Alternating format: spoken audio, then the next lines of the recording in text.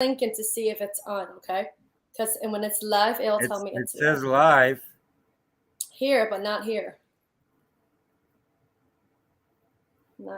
It's not live on our on my. See, look, it doesn't say live on here yet.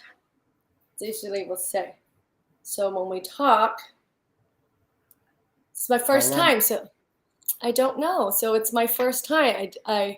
We'll see. We'll see. Should go on soon. It should. Did you see it? Wait a minute. You're saying I'm the first? You're the first guest. Yes, sir. I wanted to drop the first guest, but it's okay. Oh, see, look, we're on. Oh, really? Mm-hmm. All right, we're live. So, hi, everybody. Welcome to WuWu Show. I am Cindy Wu, and I'm really, first of all, this is my first live stream show on LinkedIn, and I want to thank everybody who's ever made this possible. And before I tell you how I got onto LinkedIn live stream, let me just quickly introduce myself. I am an English and Mandarin Chinese bilingual performer, speaker, music educator who loves and enjoys all aspects of life, travel, and cultures. With that being said, you all know that a lot of my followers on other platforms are from the age of 13 to 30, mainly. So I'm really great honor because of my WuWu show before was a bilingual show. I shared it after I uploaded on my YouTube channel and put it on my LinkedIn. And believe it or not, within 4 years, I generated many followers. And I want to thank you all for all your support because I'm probably one of those non-professional feeling live stream personnel, and also probably not very business-oriented looking personnel. But importantly, I love planet Earth. I love all the people I've met in my life. And I cannot wait to share with you all my first all-English live stream guest tonight. For you is tonight, for me is tonight, for you is in the morning. So let me quickly introduce my dear, dear friend, MIKHAIL GERSHTEYN. And he's a big brother to me. See, I got his name right because for a long time, we met each other and that's all we did. I practiced his name. And out of respect, we have our days, our nights. But, me, for someone that is very American, even, I'm a Taiwanese American, currently living in Kaohsiung, Taiwan. I've been here for 11 years. So very, very honored today because Mish and I call him Misha. That's not the name of his. I call him Misha. Mish and I haven't really talked to each other properly in 11 years. And I cannot be grateful and thankful to technology and social media. Was it 11 already? It's been 11 years. We've been talking up the storm before this show. So I've got a lot to give you tonight or in morning for everybody else in the world.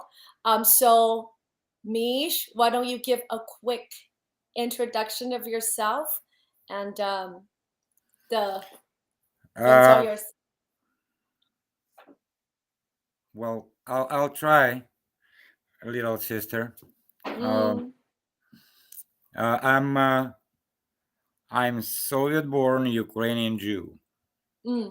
It's getting these past days getting more specific and more important to specify where I was born, where my family from, and it's very hard for many people to understand the specifics of territorial descent. That the history. Yes, there was historically for the 70 years there was a huge country, Soviet Union, with all its 15 republics. And one of them is a tiny Ukraine on the border with Poland, and that where my family was born. That where we are from. Part of my family from Kiev, which is now under bombarding from Russian aggressors. And, another part is from a little bit north western, closer to the Belarusian borders. Yes. Which also pretty much under attack. Mm-hmm. But we are Jewish. We are Jewish by blood, not by religion, because religion is Judaism. Yes. But by blood, we're Jews. We spent years and years, I'm assuming about 100 plus years living in that territory. And my grandfathers were fighting in a war, World War II. They defended back then Soviet Union, their motherland. My father was in the military. Okay.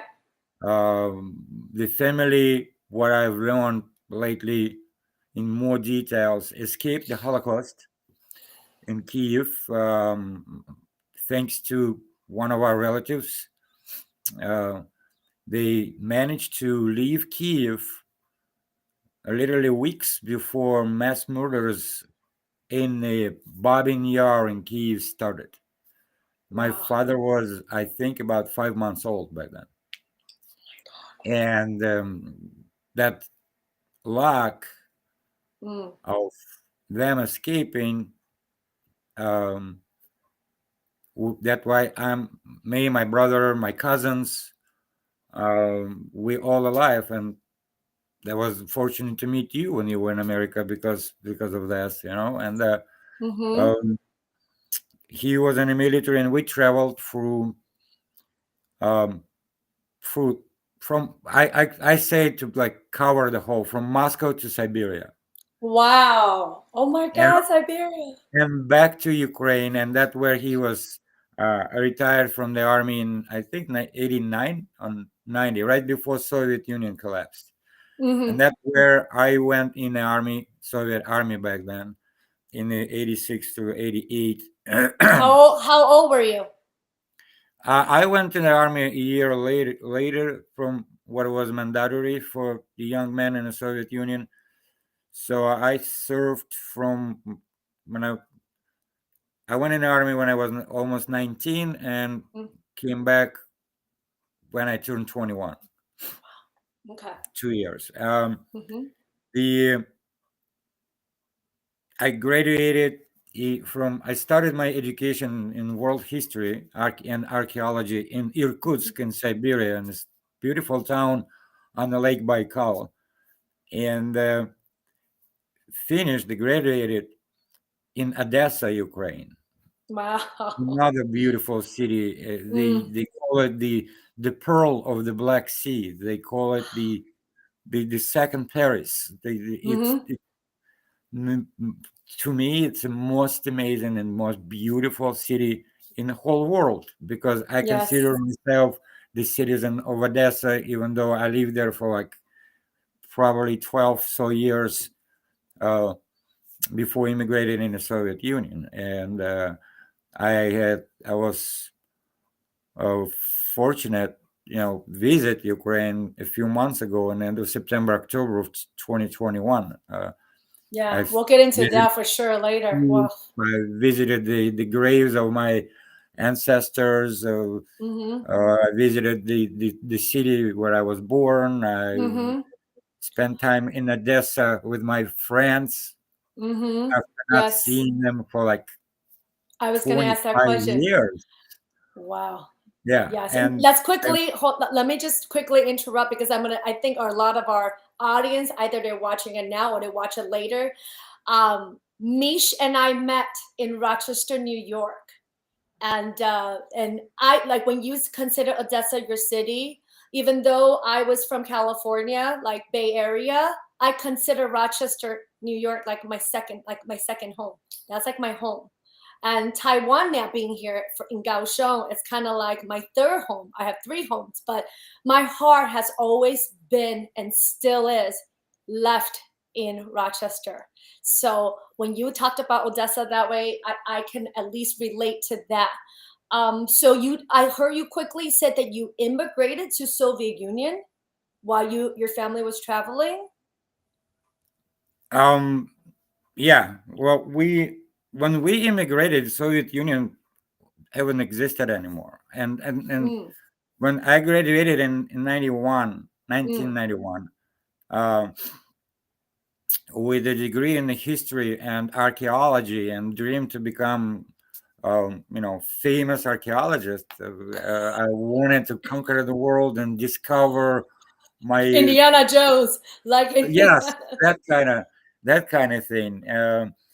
But it didn't happen. The Soviet Union collapsed. There were a lot of changes, and I switched to work in the movie productions in Odessa. Odessa has one of the oldest in the Soviet Union movie production studios, which is now, when I visited, I didn't go to the studio, but I was nearby. Now it's in very poor conditions, and it breaks my heart to see how everything changed. But I worked there, and me and friends of mine, we produced a couple movies, worked on a few, and then when the movie production started declining for all those hard years of post-Soviet era, I've been pretty quick on learning new things. I've learned how to do commercials for television. I switched to work at television, and I start working in television in Odessa in 1994, I think, 95. You're about to give your weight. You're about to give your age away. You know that, right? You already called me Big Brother, so that's it. It's like I'm already old. Plus, people see that I'm gray. You look good though. You look good. You're like Konak, that you age as you go and age better. All right. Oh, thanks. Yeah, but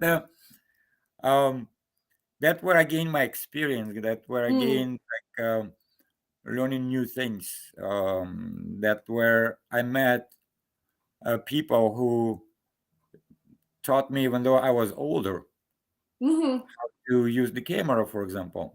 And I've never, I was a commercial director of the TV studio, right? Yes. A small cable station. Okay. Or I was working in the news on the cable channel before, and I wouldn't, be ashamed to ask the young guy, the video camera operator, "Hey, show me how the camera works." To learn something, to gain, something new, to get a new experience.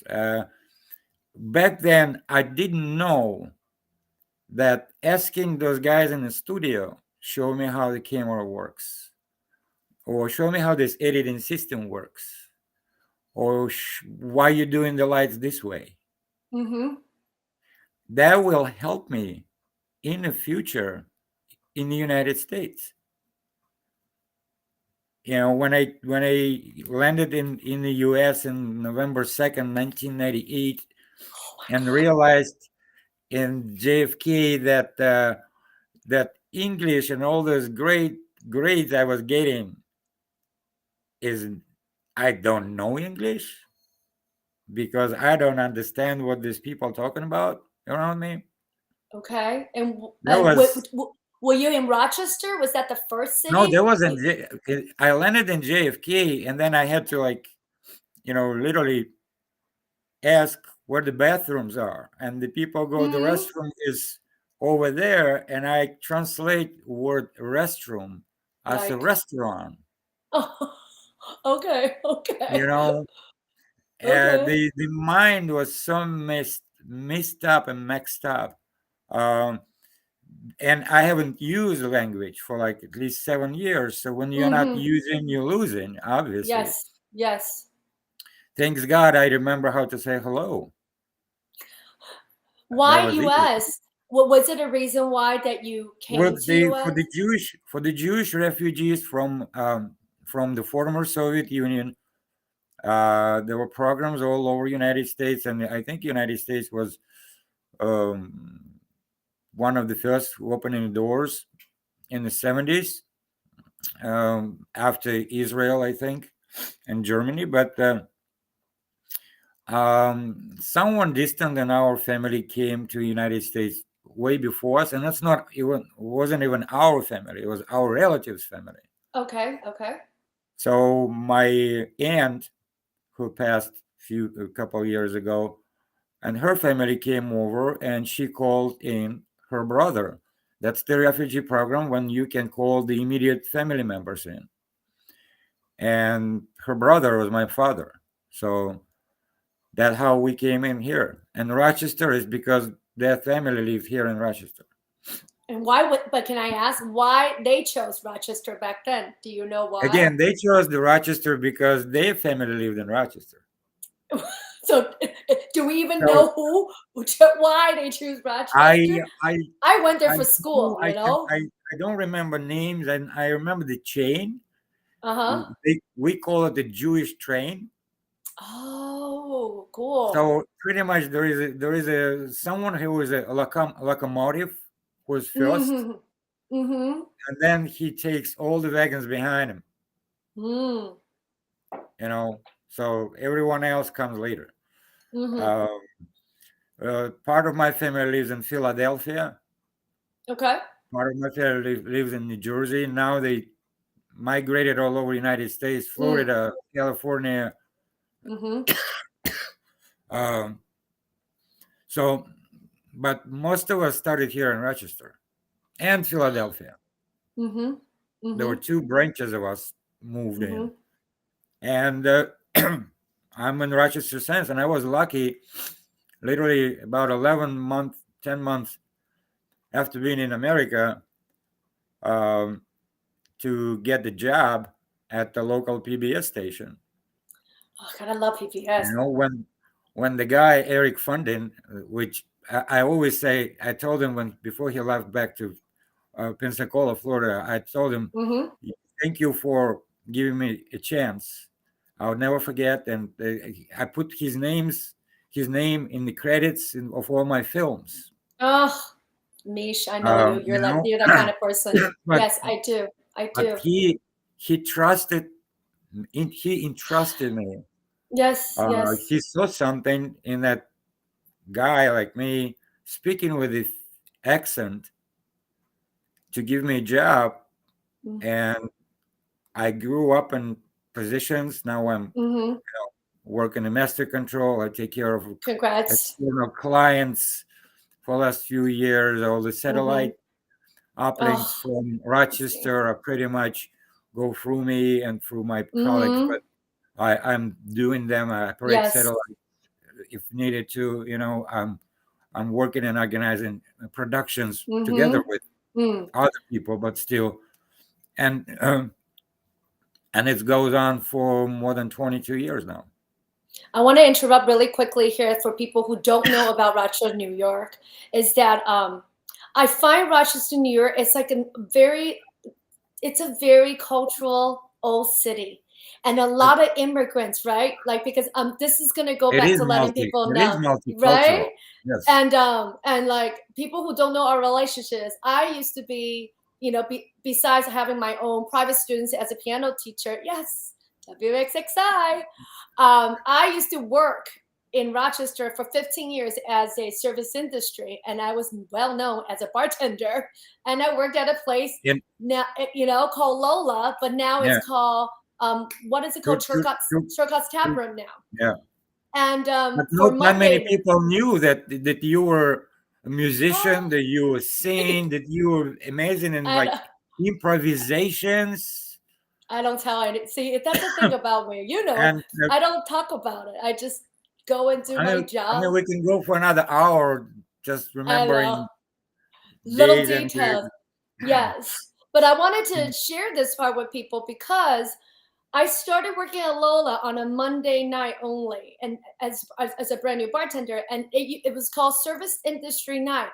but it turned out to be like an international, they call it, ended up International Night at Lola, because I literally had every first generation to second generation immigrants that were Russians, Irish, and we had some Jewish, right? You're one of them. And what else do we have? We had Greeks, Italians. We had our Italian boys there too. We had Ukrainians. We had. That's right. We had a lot. And everyone was so kind, because you all on a Monday night, they all had their early bird like somewhere else, and then literally by 11 o'clock till 3 a.m. Everyone was there, and it was one of the best blessings in my life, because I literally learned firsthand from all of you what your culture and your history was about. But for me, was most importantly was that we all share a bond, and it always reminded me that the world is connected no matter where we're from. Those Monday nights when it first happened, and I hear like and I knew Greeks before those Monday nights, and there was a Cafe Sibon on Park Avenue. You remember? That we all were gathered together. The Russians, the Ukrainians, the Italians, the Greeks, and we have coffee and play chess, and all. It was fantastic. It was beautiful. It was so friendly, but and no one cares. No one cares. You from? Where you from? What color of your skin? What form of your eyes? What accent you speak with? I agree. And you know what? But most everybody knew, all of us can speak at least another language. That's what I was going to say. We all had, I spoke Taiwanese. I learned Mandarin Chinese when I came back to Taiwan. But now to give people a frame of idea, this is somewhere in New York State that could be so friendly and multicultural, multi-international, and yet somewhere else in the world that can't understand that, which is leading us now to, it's being said right now, the war between Ukraine and Russia, it's like World War II all over again. Speak similar language. Exactly. Yes. Well, I'm kind of in Taiwan at the moment, where the complicated, delicate relationship between Taiwan and China. I don't want to go into that, because I will do that show another day. And but right your now, countries that speak similar language too. Yes. There are so many similarities of the it is war conflicts all over the world. Yes, but my point, in Ukraine right now, it's outrageous. But Mish, can you help everybody who are more outside of the situation, in the sense of, like, for me, I felt very ignorant coming as a Taiwanese American, coming back to Kaohsiung, searching for my roots. I had a very Western American like mindset.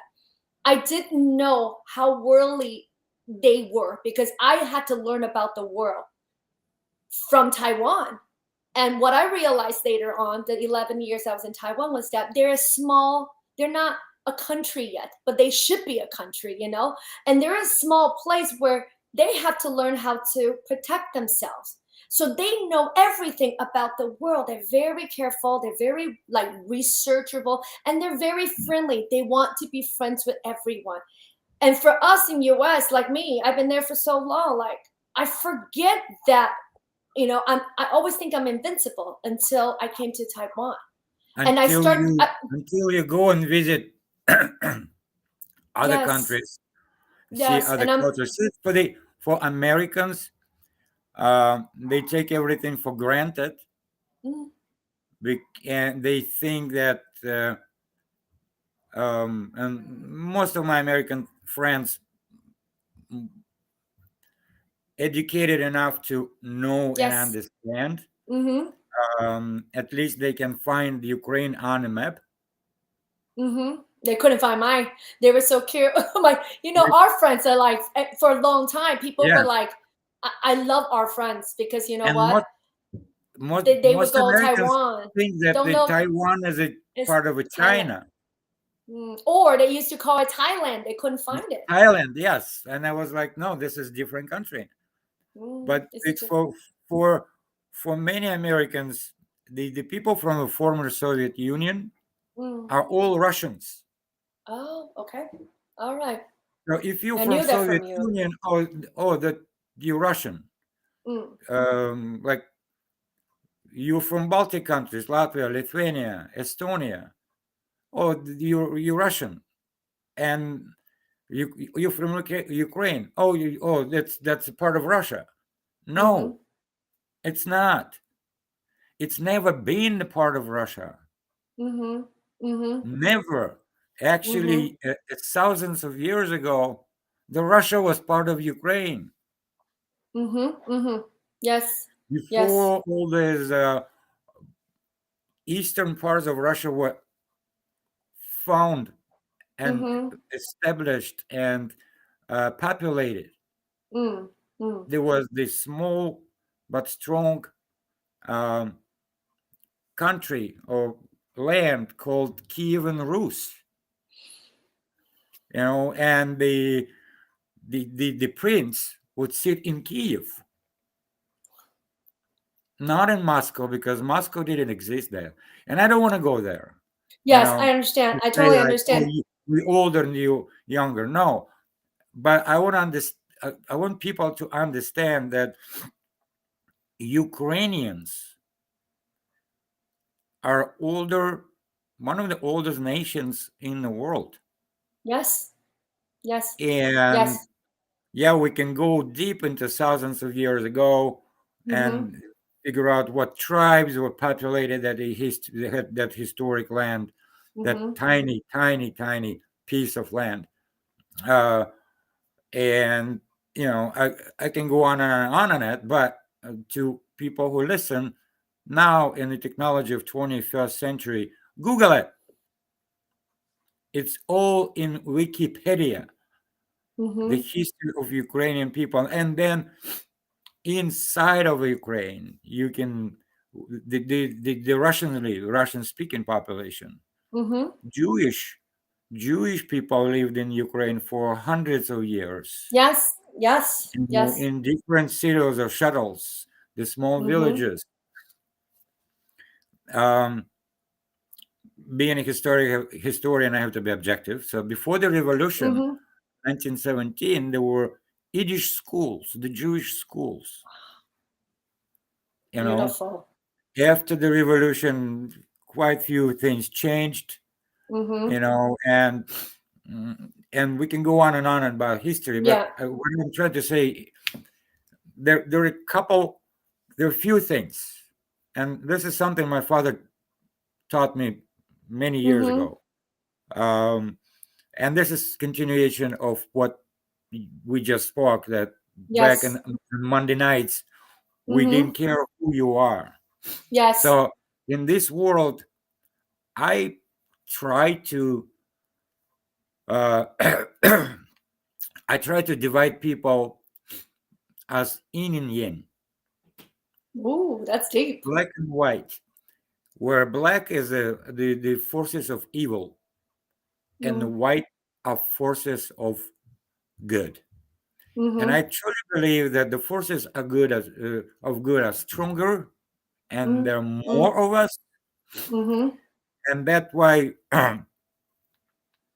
I'm saying this. The people tell me, you Jewish, Ukrainians and Russians were murdering Jews during the Holocaust. Yes. The unfortunate things happen. Yes, but we got to forgive and move on. They were collaborators, and after the war, they got what they deserved. There were tribunals, there were courts, and such and such and such. Everybody forget that. And the times when Ukrainian collaborators were fighting along with Nazis, there were Ukrainians who were risking their lives and the lives of their families saving Jewish people, jumping on the road to the bobbing yar, grabbing those little kids and hiding them behind, and then raising them as their own. You know, and these people also deserve to be told about. You know, these are, you know, every medal has two sides. Yes. Every coin has two sides and the rim. You know what? That's the story. That's the whole story. So to dissect that story and tell just one thing, it's not right. It's not right. Yes, Jewish people were murdered. And yes, they were murdered by Nazi Germany and by Ukrainian collaborators and Russian collaborators, and Belarusian collaborators. But Germany now, that's what I was going to say. How beautiful. Ukraine and Jewish people who live in Ukraine, and Jewish president of Ukraine. Right? This He's young amazing. Man, he's a former stand-up comedian. I was going to say he surprised a lot of people. Also has education. He is a lawyer. You see, people, and this is what I don't talk about my jobs. You know, people. He's smart. Yes. He's dedicated, and he is on the front lines. Not right there, but he's still there. He's there, like from the media that I'm seeing in Taiwan, he'll popped up, and you'll see his officials, and then he's doing really quick live shows to let people know he's safe, but he's letting people know he's in it with the people. The phrases he already said, and it wasn't like staged. Of course not. But declining to be taken out of Kyiv or say, I don't need a ride, I need an ammunition. Or going live and doing selfie with his cabinet and saying, we are here. Yes. Everybody know the word here now because he kept repeating, we are tut. Tut means here. And showing the world that he is a true leader of his country, of his people. Was just going to say that. He's not thinking about escaping. There is a very famous collage photograph comparing him sitting with his cabinet members, right? Around there's a small round table, a big round table, and there's the fruits on them, and the glasses of water. And they're close to each other and they're talking about something. And then they show in the long, long table of Kremlin, and then the head of a table, Putin, and in the very, very end, the rest of them. You see the separation between the leaders and he is not afraid, Zelensky, to go and talk to people. And he's a people person. He loves it. You're realizing what's going to happen, So, I know you've been Jewish man leading the country. I'm a Jewish man trying to do the film about Jewish people who went through the Holocaust, and not just the Holocaust, but also what and how Jewish life was before, during, and after the war in the former Soviet Union. And those stories now have been told. Nobody talks about Soviet Jews. They talk about Soviet Union. They talk about the Iron Curtain. They talk about how Jews were persecuted in the Soviet Union. But no one talks about the roots of that. Yes, I find the roots is very important because we have to, it's kind of like where everything started. Even, at this moment, I personally don't think Putin even knows what he's doing. In some way or the other, I think he knows, but I feel like his ego now is getting in a way where this war could have been stopped, and he's not stopping it. Yeah, in terms of sanity, probably he doesn't. For me, in that life, I'm not afraid to tell him that I think personally that he's insane what he's doing right now. I don't even know what got into. And all those empirical ambitious, moves he had, that Ukraine is mine. No, nobody. Ukraine is not yours. Ukraine is independent, young democracy with a young president right now in the second year. Yes, no one was taking him seriously, but this young, ambitious, Jewish president of Ukraine is beating the shit out of former KGB officer. I find it beautiful, though, that the whole world that he is a leader. Yes. And continue to lead. And I keep telling people, Ukrainians are not weak. Like, remember in Seinfeld, in the subway, I'll take Ukraine because it's weak, and they go, Ukraine is not weak. No, Ukraine is not weak. Well, we can definitely see that through all the medias right now. Kind, warm, soft. Their culture is unique in certain ways, and the music. The last few days, I'm listening to Ukrainian music in the car on the way to work. Very philosophical. And the music, the songs are always about the land, the love, the culture, And at the same time, the music is also about how strong the country is, how people are strong together, and it's beautiful. Mish, my wife, my second wife is Ukrainian, right? So I can say I have learned it not just through my friends. In the last 7+ years, I've learned it through my living with my beautiful Ukrainian wife and her daughter, who is now in Kiev under rocket strikes.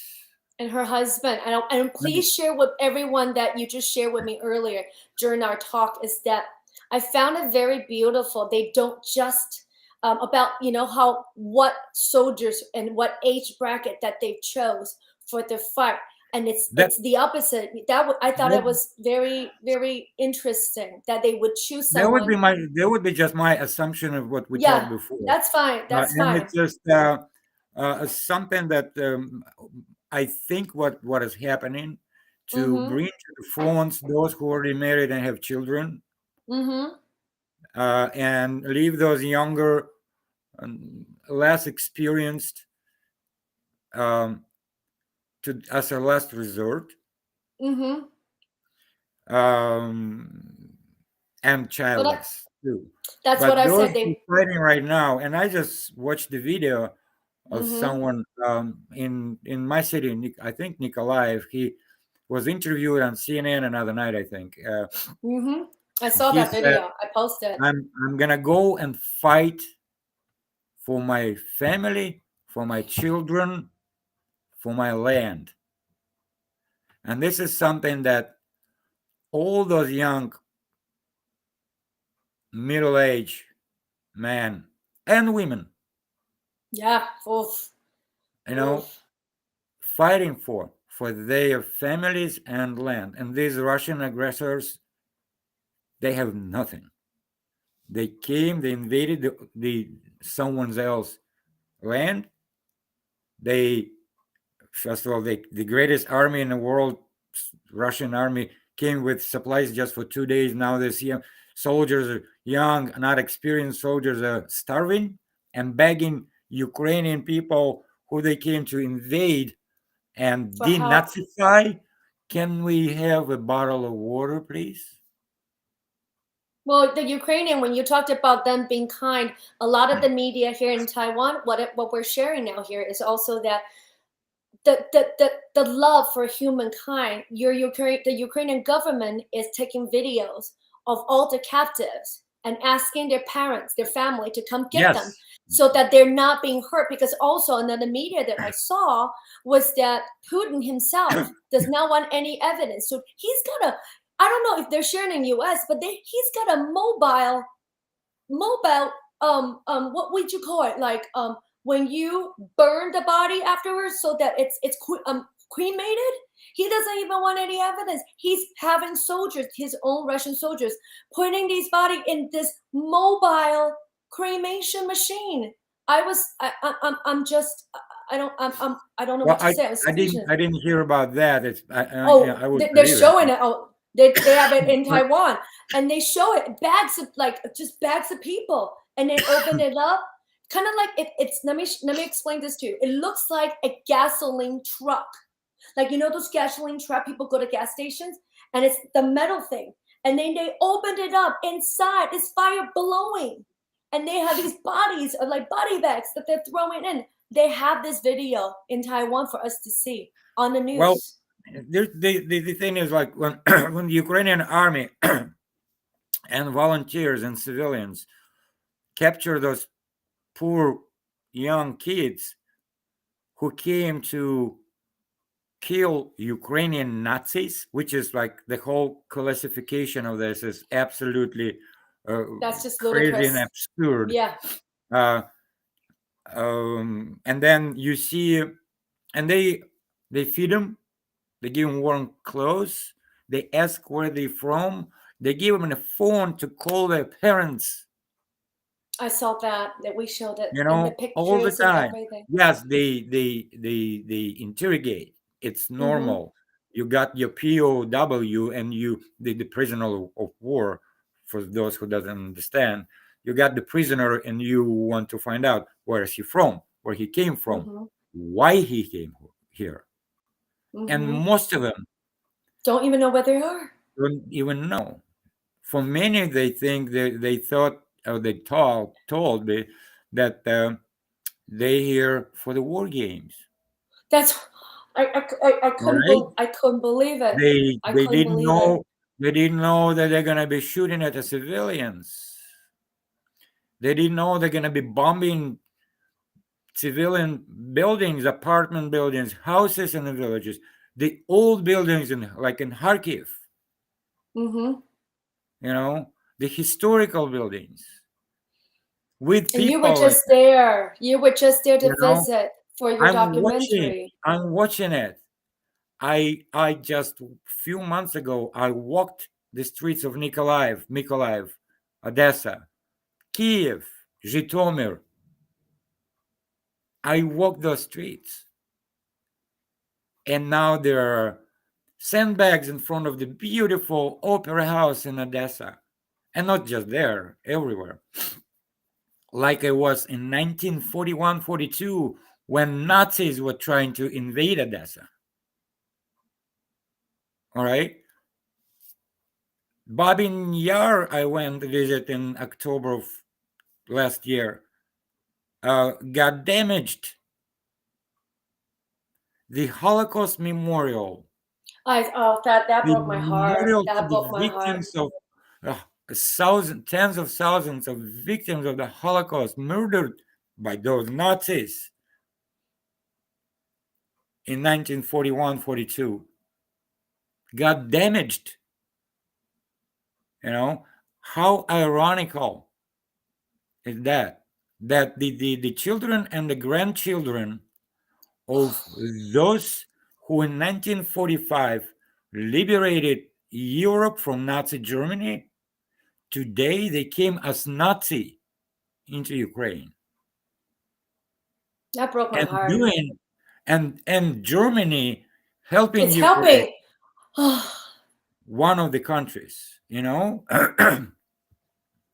How ironic is that?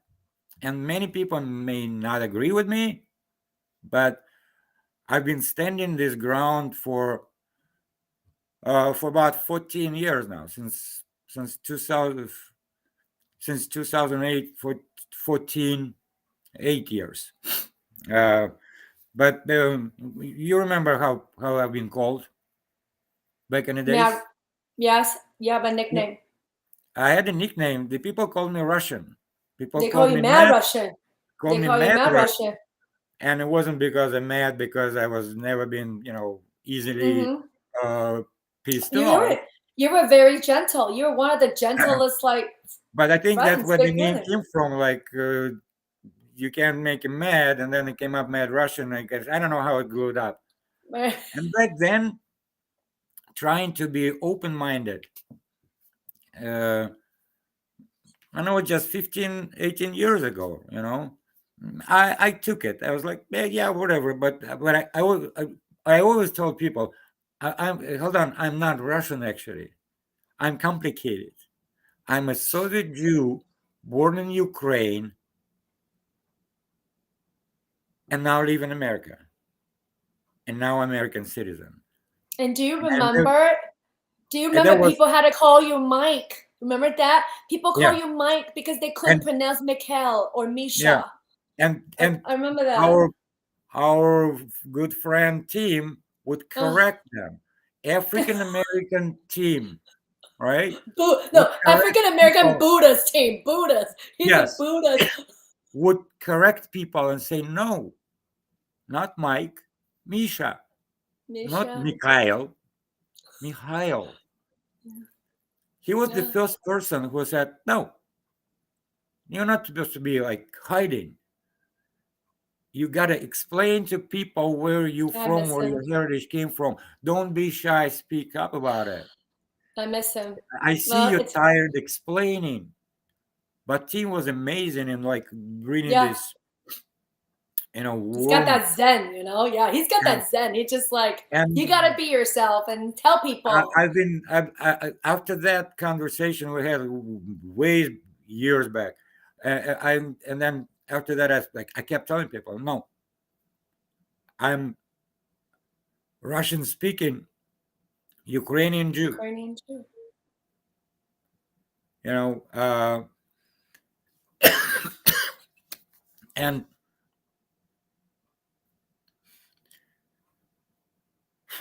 I thought I'm gonna hold myself. I know. I'm sorry, baby. I'm sorry. And today, my heart breaks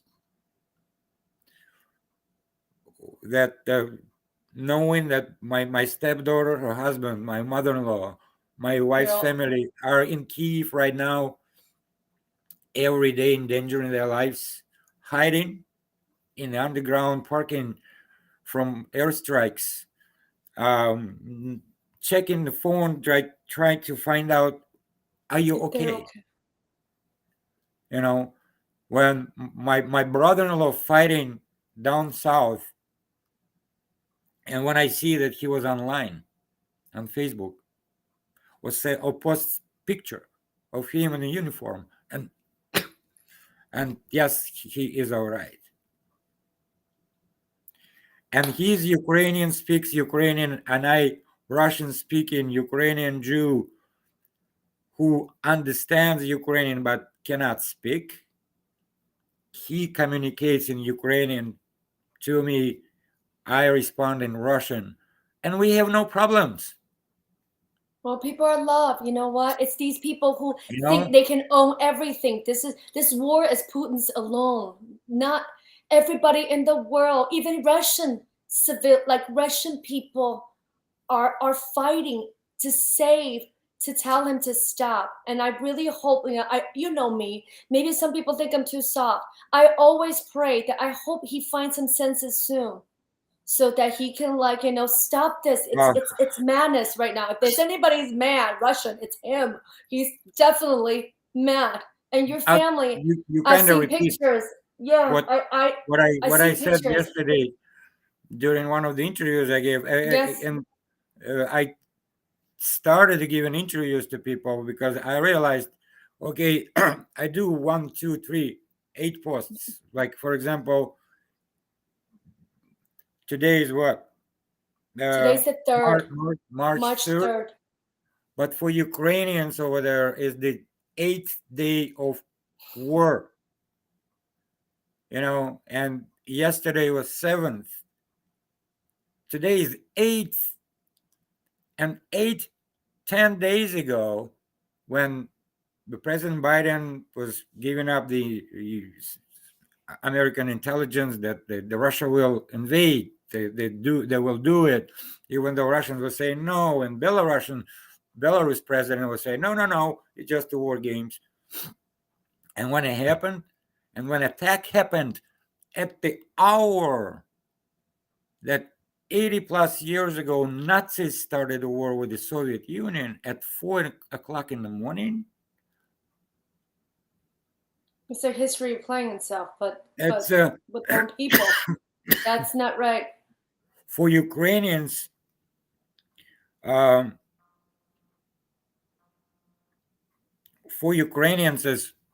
it's a different world now, you know. And everybody thought the Kyiv will fall. The Kyiv will fall soon. You can't. And Kyiv is won't. still standing strong, Yeah, as many it won't. other Ukrainian people. And frankly, the Ukraine is still standing strong and getting stronger and stronger. Yes. The Russian army invaders, they're getting weaker. They didn't expect such a resistance. But when love, like Ukrainian people are so lovable. With love and flowers. And they met with the Molotov cocktails and Bayraktars. That famous song is now online about Bayraktar and what it does and what it can do to Russian military. You know, and the sunflower seed lady. Remember the and video the sunflower that they showed? seed lady. Yes, she became. It's what she said is already translated in English. Yes. Put some sunflowers in your pocket. The flower will grow when you die. So your mom will know where you are. You know? And Ukrainians being hard, fighting for their land, trying to be kind to those captured and calling the mothers like. I can't believe that was so incredible. So they would come and pick him up. They're still alive. Pick him up. Tell your government your son is alive, or that son will tell you, hey, my friend, remember him? He died. He got killed. Tell his mom. You know, like I know you're doing this documentary for just the Holocaust, and you know, during our talk before this live stream, I really think after now putting it live, you really, I know you have to go back, and everybody who's watching this, please share this. And also, I'm going to put down the link after our live stream of the GoFundMe for this documentary, because I'm actually asking Mish to go back and then finish it, but with a new twist. You need to tell this Ukrainian story on another level. And I think this documentary it's so monumental. Eventually, all this 8 days posts I've been posting on Facebook constantly, as my daughter said, Dad, you've overflowed my Facebook feed. But eventually, I'm probably gonna somehow organize it. And being a filmmaker, I'm pretty sure that the Ukrainian filmmakers, the great guys I know personally, they're already working on it. I'm pretty sure at some point there will be a great documentary made by Ukrainian filmmakers, and they will get all the awards in the world. You know, this is to be seen. But as of now, even though I got many awards in the different festivals, which are not like Oscars and whatever, but couple, you know, best films for a couple of the films. But now in the days of war, I'm realizing awards are not important. For people to see what you produced, is more important than awards. Awards are nice. To be recognized are nice. I care because you know, as an educator, we talked about this during our private talk, is that I care about documentaries like these to be made, and I support. This is why, like, you know, I wanted to do an interview with you didn't think the timing was this, and made it even more crucial for it to be done, because you know what, and we my talked about student, interview before the war, and it was yes, we haven't thought that today, I'd be interviewing because I you. remember we planned it for earlier time, but something didn't work. My linking, I didn't know how to work it with the link and live stream. Excuse me, and when we planned it for today, a couple weeks ago, neither you or me, we didn't know. We didn't know. In the middle of the war, you know, where my people struggle and fight like lions. Yes. And I care. And then this part of it is that I'm teaching students here in Taiwan. We just recently have something called the 22A, which is also another revolutionary war here in Taiwan. You know, I'm going to interrupt you, little sister, because I'm big brother. But I kept telling you while we talk on Messenger stuff, but I'm so proud of what you achieved in this 11 years being back in your country. Seriously, I mean, I've been watching you on the Facebook and on LinkedIn, and you teaching and the music and all this things you do, you know, and sometimes you post something and I cannot read, but I know I'm gonna scroll down and there's be explanation in English, so I just gotta be patient, you know. And I call you ambassador of love. Oh, that's something that I would hear more. New name for me. Yeah. Well, I can't. You know, with this, I talk to my students about it, is because they, you know what, they don't know. They read it through their history books, and it's like just a story to them. And for them to watch it on film, like the actual like Hollywood movies, they think that's more real, or the games that they play. What is scaring me right now with education and what's being spread and shared in the world, it's more entertainment than the real part of it. And this is why I do these live streams, and I always support anything that's like, I need our next generation to get smarter. When I say smarter, meaning smarter in their heart, smarter in their souls, because if they're just book smart, they're not doing anything for Earth, for their own kind. Look at what happened now with Putin. He's smart, but he's obviously going senile, or he's going backwards.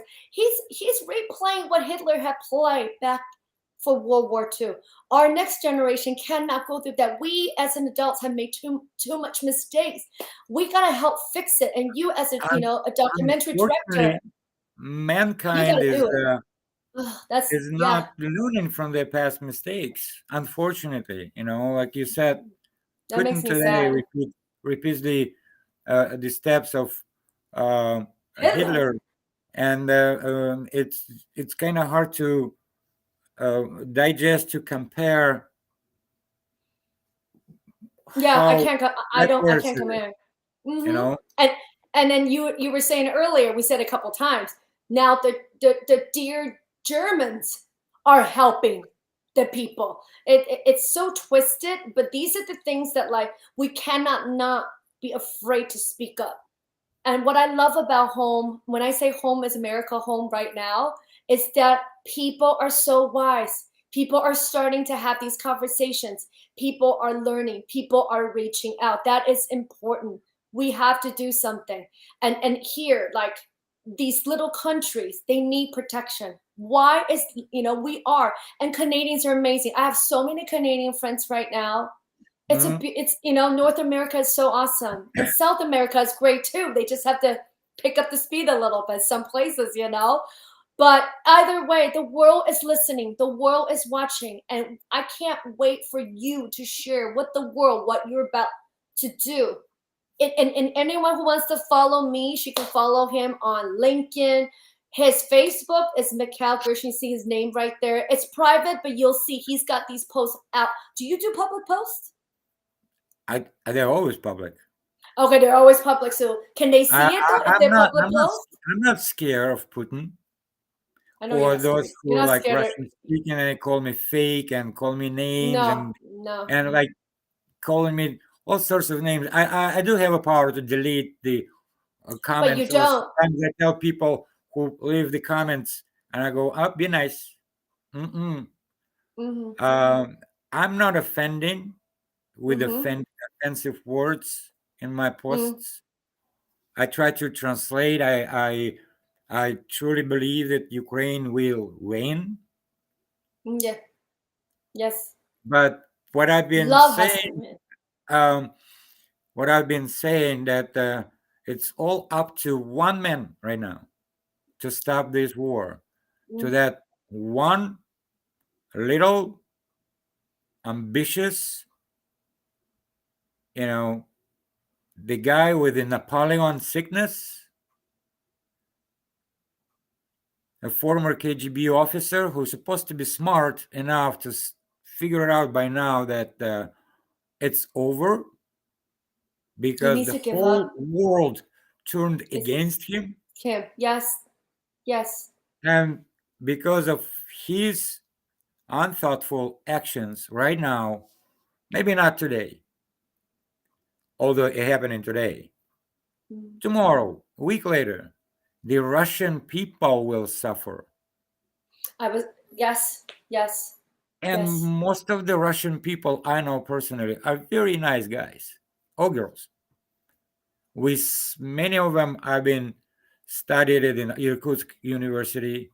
And again, it wasn't like just Russians. There were Buryats, Evenks, Yakuts, different nationalities. He sends these guys, young kids from Buryatia, Yakutia, to fight Ukrainians. And it has to stop. Yes. Enough. Stop it. Admit what you did is wrong. Step back. Save the face, at least what is left of it. Forget thinking about yourself. He's got kids too. He's got how many? He's got like wives, and he's got his own generation. Doesn't he want to?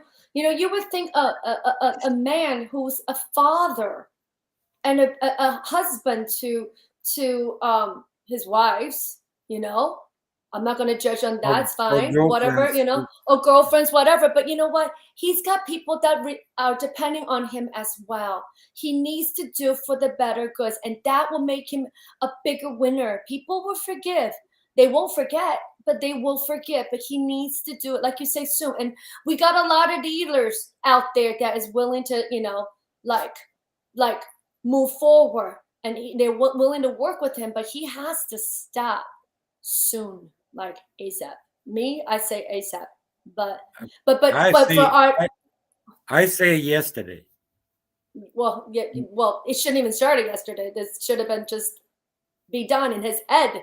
It should be just but like just saying that every day he's trying. Every day every day the Ukrainian army and Ukrainian resistance is stronger and stronger, and the Russians will, no matter how many convoys with all this ammunition and stuff, they'll be feeding to Ukraine at some point with enough weapons which coming from other countries. Ukraine, as I said, every day Ukrainian army and volunteers who fight, they're getting stronger and stronger. That's because they're loving people. That's and love will win. It's as I said before, it's a nice, beautiful country with beautiful people, but if you try to take their own, they stop being nice. Like you're messing with the wrong people. The movie The Roadhouse. Remember when I was bouncing, I was saying that the Roadhouse is say you be nice until it's time not to be nice. Well, you're protecting you're protecting. So this is a time when Ukrainian people are stop being nice and fight. As I keep repeating, fight as a lions against that now wounded Russian bear. Mm-hmm. You know, Oh, nice analogy. Like and a at the same filmmaker. time, fighting as a lion, they are still being a nice and kind and warm people to give warmth to those who came to kill them. Mm-hmm. Mm-hmm. You know, That's so Ukrainians now, they're definitely, after everything I've seen, Ukrainians now for the 21st century is going to be one of those leading people, leading country to teach the world about love, teach the world about what, you know, and also during war, you don't have to be brutal. You can still be kind during the delicate, difficult time. I thought that's something that I have so much respect for Ukrainian people. You know, just with the soldiers from the Russian and to tell their parents, mom to come pick them up. I thought that was unheard of, but so amazing. So amazing. But can you believe it? We talked for an hour. And I thought... And you were thinking like, no way we can talk for an hour, right? Well, back in the days, we used to talk for hours. But back in the days when we used to talk for hours, the little alcohol would help. Now it's just coffee. I mean, and my little tea. Even for you, you can have a glass of wine. No, I wouldn't do that for this show. Not for this show. Not for your... I'm just saying. But I'm going to tell you though. Me, I got to go to work soon. So I was like... I know. But guess what? I have like 6 questions I have to ask you. And then here's the thing. Yeah, but here's the thing though. When Ukraine wins, we're gonna have another celebration. That celebration, I will have a drink in my hand, and then we will celebrate. Okay. Then we're gonna schedule for the weekend so I can drink at home. Sounds good. We can do that. So, just to let my audience know, I asked all my guests 7 questions, and there's a reason why I asked these questions before. 7. And before the show, you said it just 4. No, I said 7. I mean, every minute you add one. No, I didn't. Should I just shut up and because you start no, 8 or 10? No, just 7. Just 7 questions. And today, out of respect for Ukrainian people, I try my best to take out my yellow and my blue, so I represent the flag. I hope you guys, thank you, Ukrainian people. I see yours. Misha says he won't flip it because he says he didn't know which hand he has to go, but that's okay. Yeah, I gotta figure it out. This is my hands. But I speak with hands, so it's. But before I ask the question, I just want to make my own personal message to the people of Ukraine. I have so much love and respect for you all, and I cannot believe you taught everyone in this world, the 21st century, what a lesson about kindness, about strength from body, mind, soul, and spiritually. This is the best and the toughest lesson we all have to go through right now as a global citizens together. And thank you. I'm sorry you have to go through this, but like Mish and people like me and other people, we're here for you all the way. I made some donations. People, I will put the links down. Let's help the people. Let's help everybody that is in need right now. So thank you, Misha, for doing this interview. Here are these 7 questions. Okay, you ready? There we go. Okay, number 1. What's happiness to you?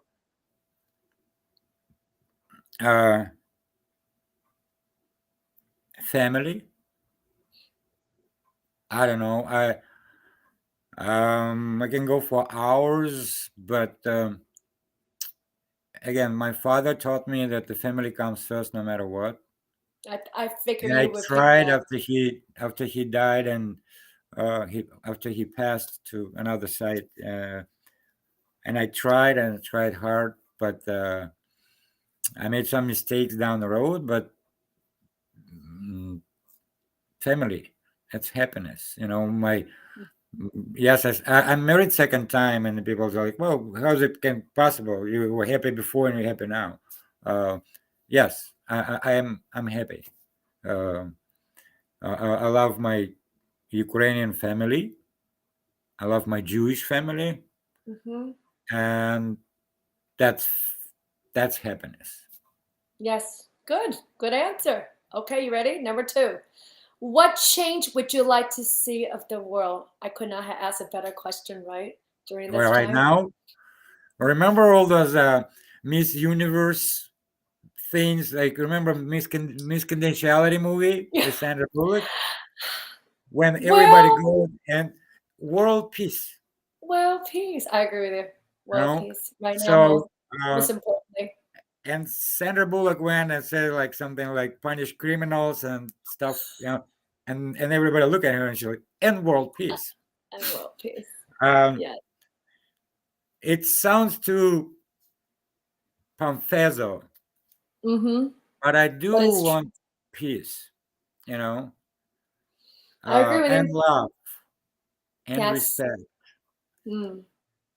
I want the world to be open to see each other and learn from each other, Yes. from one another. Yes. I want everyone to be able to travel and learn about Taiwanese culture, Chinese culture, Japanese culture, Ukrainian culture. For sure. For sure. Just to be So- open-minded. That's Yeah, so important.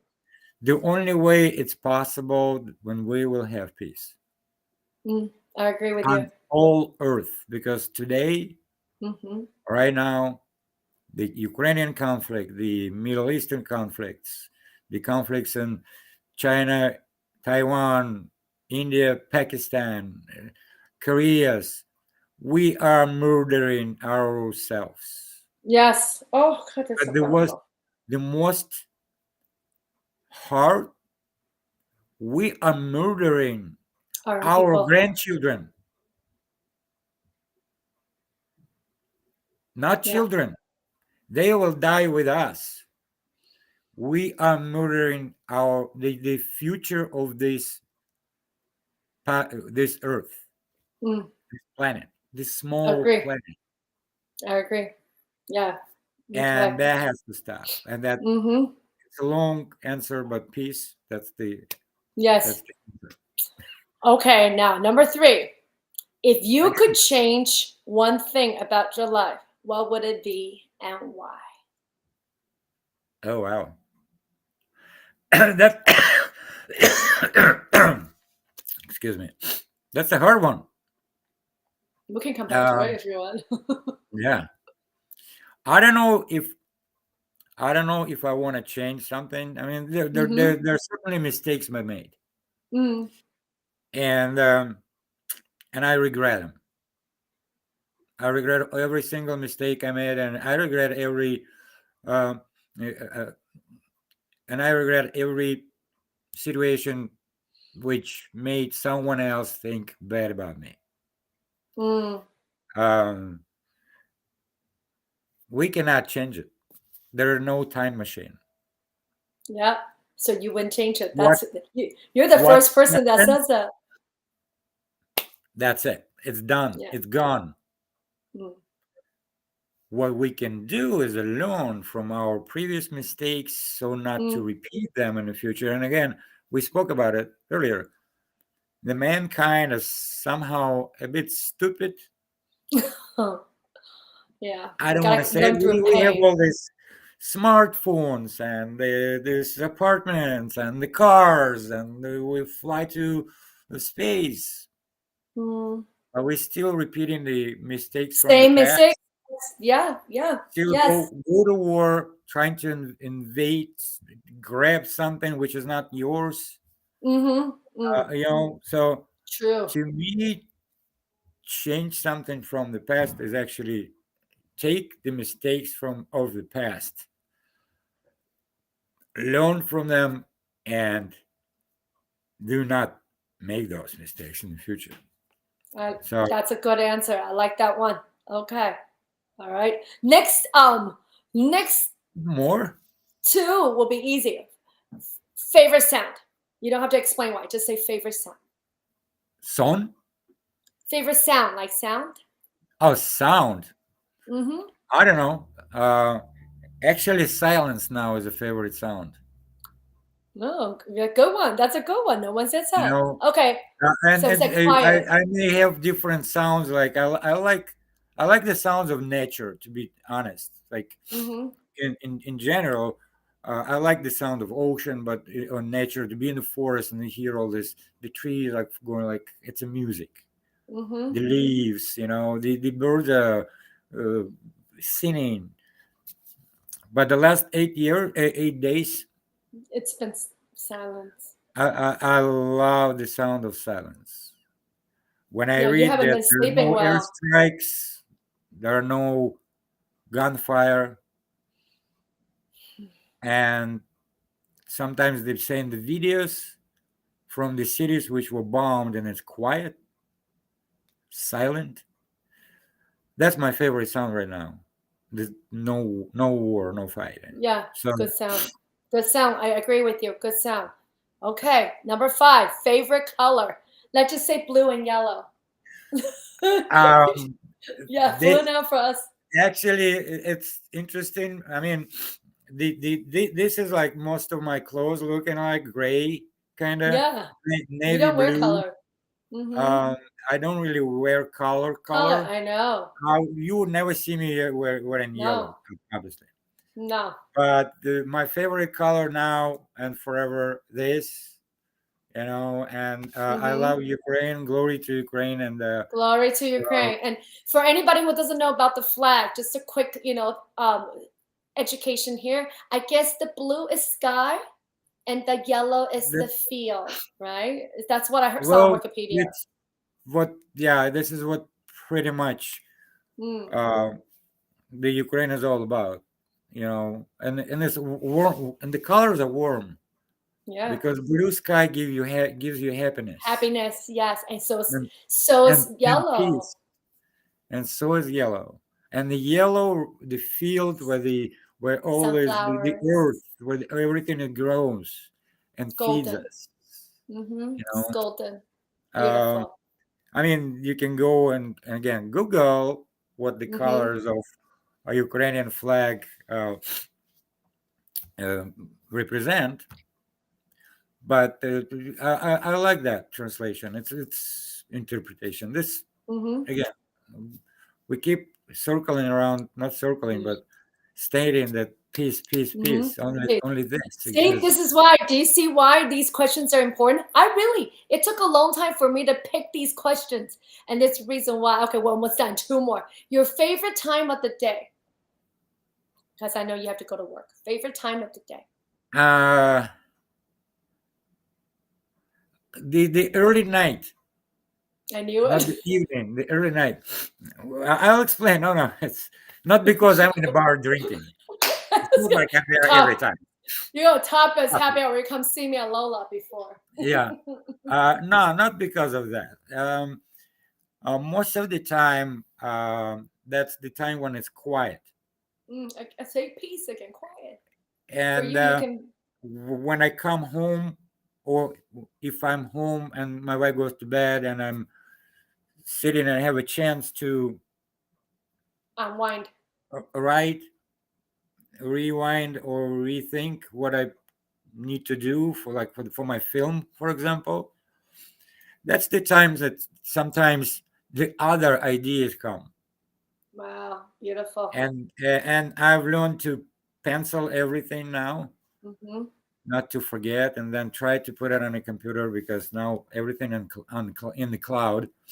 And but the early night that's the one. I don't. Beautiful. I stop like in the early mornings when the birds are singing, because they're waking me up. I know. Well, they're telling you got to go to work. That's what they're saying. But you're up early though. You don't sleep a lot. You've never slept a lot. I know you don't. You're not a. It's continuous. Like I need sleep. Yeah. It's hard. It's hard. This past 8 days is very hard to sleep. Yeah. You know, but you know. Okay. I got one more for you, and then I'm going to let you go get ready for work. This is a good one. What would be a favorite day? If you can have a favorite day to yourself, like for yourself, what would that perfect day be like? In terms of the day of the week, or? Doesn't matter. Let's say if you can have one day to yourself to do whatever you want, what would that perfect day be for you? I don't know, Saturday? Like, what would you do though? Sleep, or would you write? No, or would you... that in this means there would be, to have all the family together, to go somewhere. Well, now you can, but somewhere in the park, you know, and have a nice meal, and to have my friends come and visit, to, you know, have a beer with us. So my family would meet my African American friends, my multicultural friends. All friends, yes. You know, that would be perfect day. Okay. Well, let me quickly explain this. These 7 questions is something that I've noticed that I want to share with my audience, that no matter where we're from, what side of the world, what our ethnicity background, or how we were raised, somebody on the other side of the planet is thinking exactly like you. With that being said, we need to all love each other, respect each other, and knowing that we are all connected soulfully. One last thing for this is that there is a big belief that when you put what you want out there outwardly to the universe, it receives it and it will give it to you. We all need to start speaking from our soul to the universe. And so for right now, for you and for the rest of the people, is peace. We need to stop this war. So on that note, I love you, big brother. And it's my honor to have you on be my first guest for my all-English show. That's my honor that the ambassador of love and peace chosen me for the first interview live. Well, you know what? Let's not make this our last time talking, because I'm going to be in touch with you. And once this war is over, which will be very soon, I believe it. We're all putting love and energy, good energy out there. And when it's done, we're gonna have it. We're gonna talk again. We're gonna talk privately, and we're gonna talk online. Okay, like live here. All right. Yeah. So I know you have to go to work. I love you. I'm gonna end this. And everybody, thank you everyone for watching. Please share and then work. I'm gonna put all the links down for support and donations or whatever you can do to help Ukrainian. But most of all, if you can help the people, help my dear brother Mish to be able to have his documentary done for the Ukrainian Jew. GoFundMe, we're going to put a link down there. I will do all that. And then please help share this video so the people will get the message. Well, the most important now is help Ukraine. Yes, that's this war ended. Because this documentary would happen only when Ukraine will win. The sooner it wins, the sooner my country win, the sooner I can come back and work on a film and finish it. And the GoFundMe it's still alive. Actually, I think I was trying to post it, but I put it on pause. That even if I'll get funds starting from March 1st, I'm trying to donate all this to Ukraine to help. So maybe little by little, if money will arrive since March, I haven't checked it, but any money came from the March 1st, most of it will be donated through local communities or directly to help Ukraine to win. And I definitely want to send for you. This is why I love you. You got such a big heart. So anybody who's out there, if you believe in what this documentary could be about, be that person as well. Let's help Ukraine first, and in aftermath, let's help Mish get home to Ukraine so he can finish this documentary. All right. I love you all. Bye, Mish. I'll talk to you real soon. Love you, sister. Have a great work and have a great weekend. But I'll be in touch. Okay. We keep in touch, definitely. Okay. Bye, everybody. Stay safe there, everyone. Stay safe. Bye.